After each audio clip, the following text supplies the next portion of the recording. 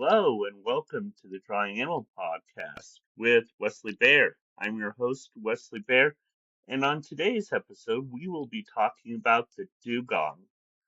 Since it is Manatee Month and dugongs are one of the four species of manatees, and we'll get into a bit of manatees in general.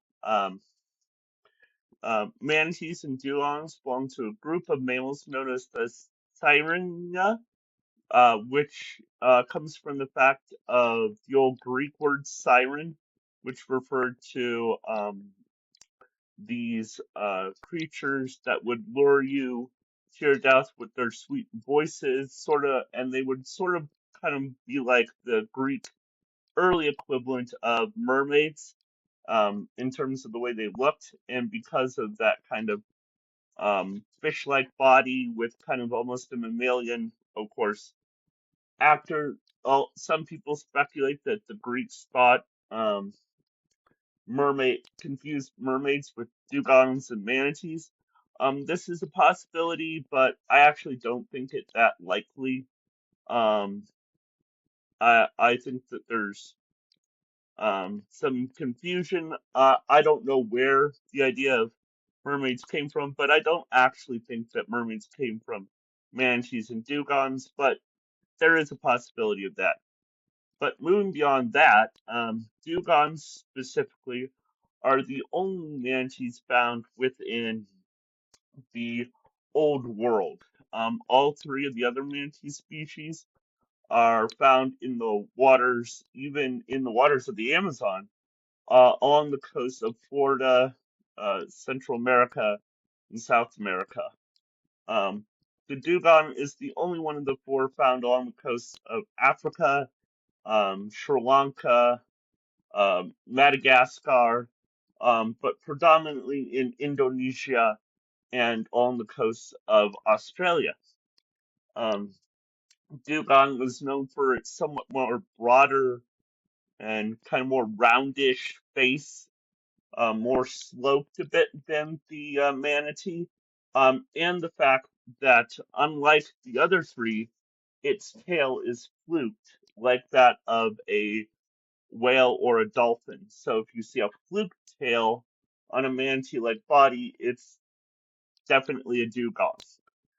That's probably the most easily distinguished feature. Dugongs are huge animals as well as manatees in general. They're around 13 feet in length and weigh over a ton. So definitely a large animal. Due to their very bulky nature in the fact that, like all manatees, again, they feed on seagrasses and leaves at the bottom of the ocean floor. They tend to be very slow moving.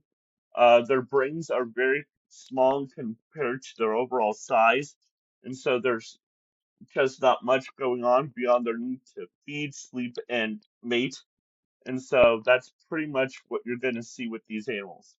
Um, they will occasionally migrate in need of fresher grasses and just changes in the water due to seasonal changes.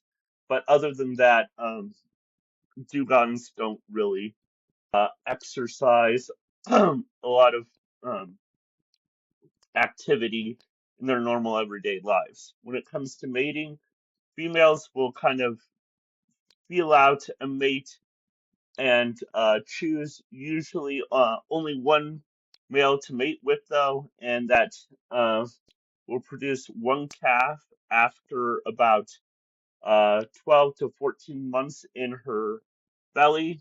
And once the calf is born, the calf will stay around for about another year and a half while he nurses and learns some basics, especially of course since they're mammals, they still need to breathe occasionally.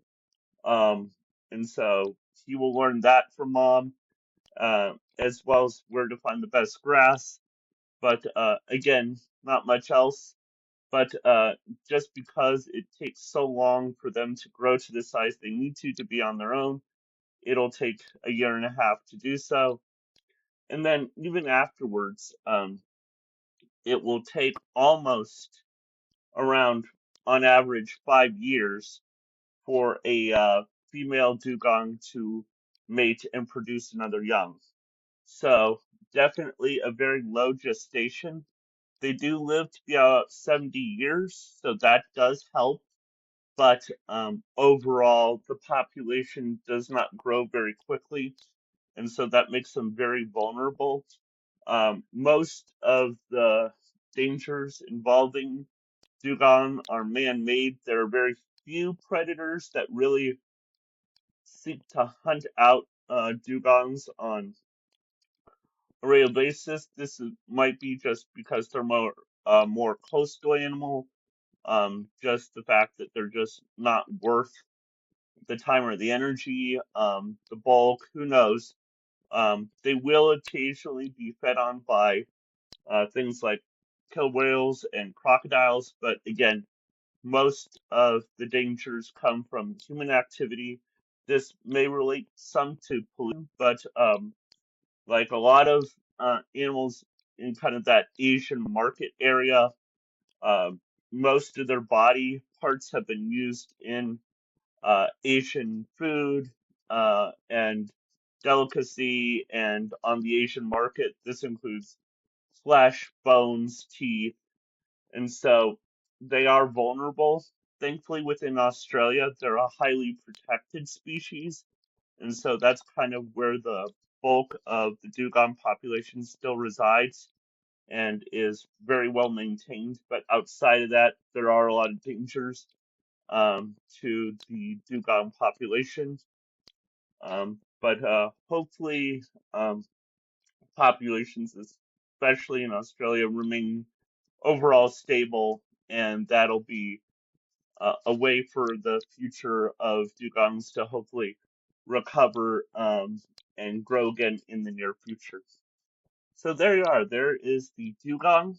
Uh, and we may do another manatee or just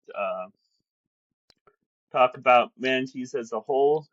There's definitely, of course, a whole bunch to talk about manatees as they kind of stick out within the marine mammal world. I kind of think of manatees as kind of like the sloths of the marine mammal world, where it's kind of this slow moving, kind of strange animal that kind of sticks out and doesn't really seem to fit the categories of a lot of other mammals. So um, there you are. Uh, One of God's most unique designs in the mammal world. Uh, so, if you want to learn more, you can always check out my books, the Crazy Creatures series under the name Wesley Bare. Again, hopefully working towards a full website. Still going a little slow just due to setbacks and complications and trying to figure out what the best way to present all this information to you guys, but hopefully by early next year at the very latest. But anyway, um, thanks for listening. Enjoy nature, enjoy God's creation, enjoy drawing, and have a wonderful day.